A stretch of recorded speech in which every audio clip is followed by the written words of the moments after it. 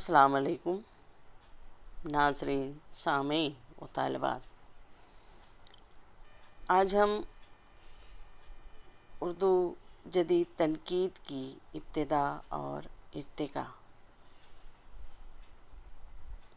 اس کے متعلق معلومات حاصل کریں گے.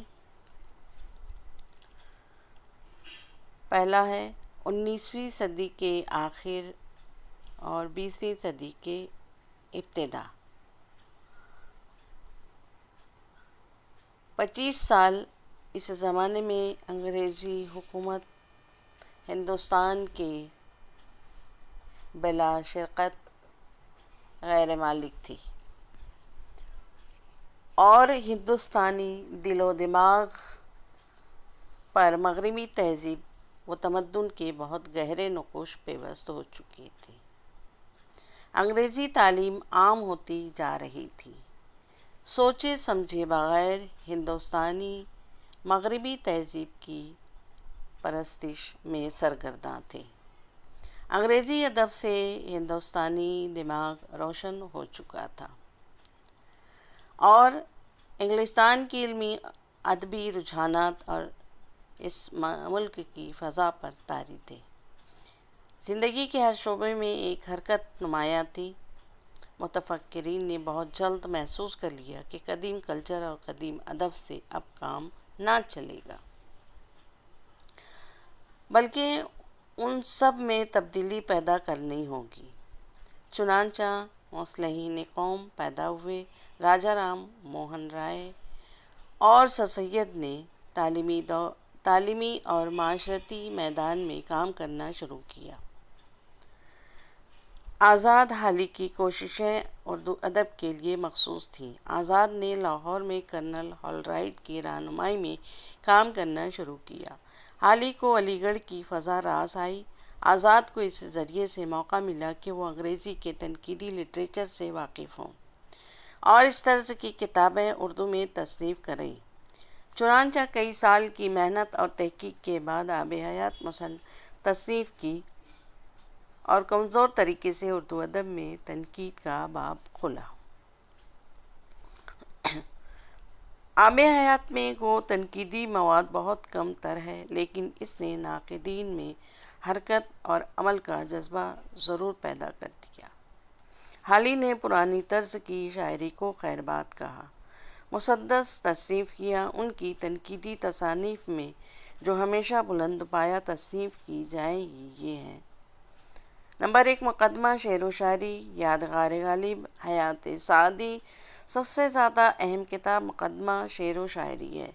حالی اردو کے پہلے مصنف ہیں جنہوں نے فن تنقید پر انگریزی اور عربی سے مواد لے کر ایک جگہ جمع کیا جو ناقدین کے لیے شمع ہدایت ثابت ہوئی.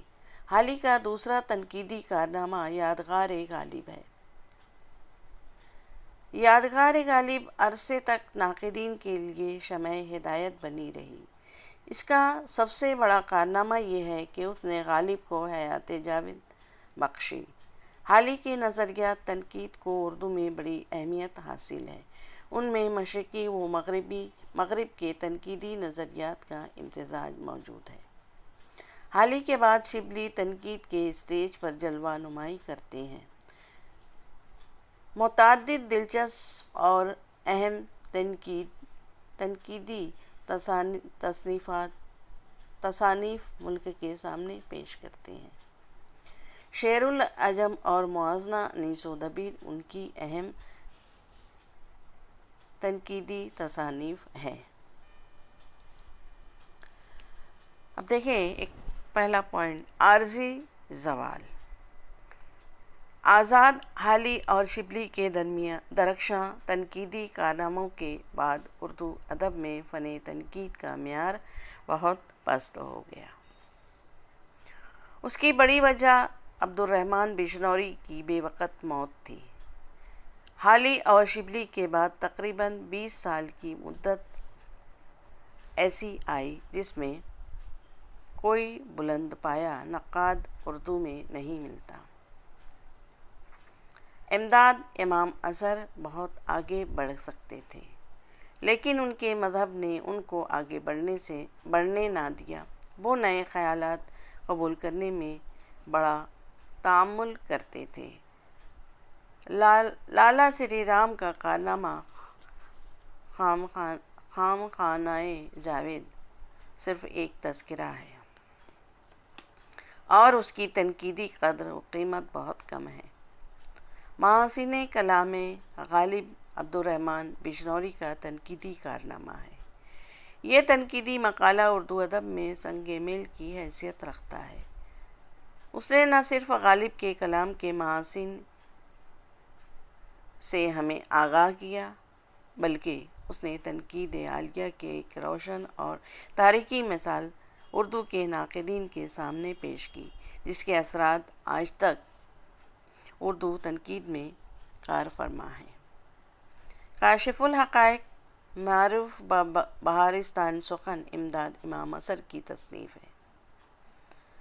اثر انگریزی، عربی، فارسی اور اردو کے جید عالم تھے۔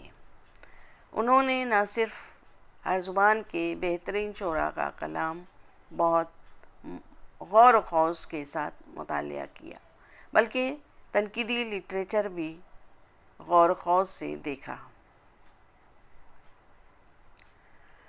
محمود خان شیرانی کی تنقیدی تصانیف۔ پنجاب میں اردو انسائکلوپیڈیا، اردو میں مقالہ، برٹائکا پر اردو میں مقالہ، تنقیدی شعر العجم اور مقالات شیرانی ہیں۔ شیرانی کی علمی اور تحقیقی مقالے اردو ادب کے لیے بیش بہا خزانہ ہیں۔ وہ تاریخی اور تحقیقی میدان میں اتر کر پہلے اپنا اطمینان کر لیتے ہیں، تب کسی پر تنقید لکھتے ہیں۔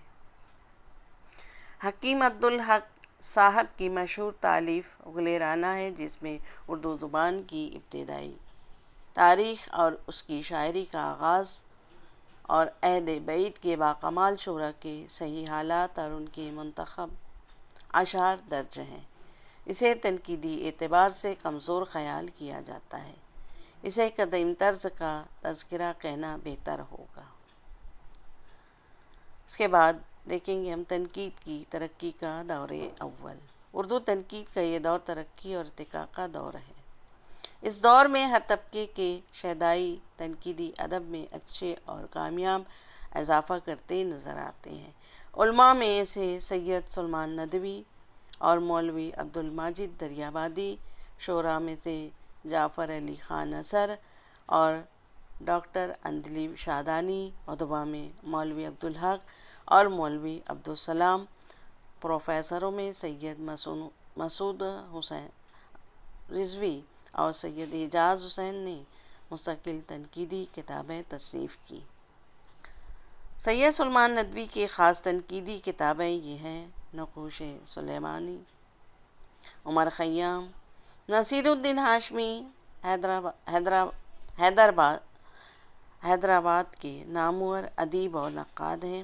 دکن میں اردو مدارس میں اردو مقالات، ہاشمی ان کی تنقیدی کتابیں ہیں۔ عبدالماجد دریابادی کے مضامین عبدالماجد میں تنقیدی مضامین پائے جاتے ہیں۔ سید حسین رضوی کی تنقیدی تالیف ہماری شاعری ہے۔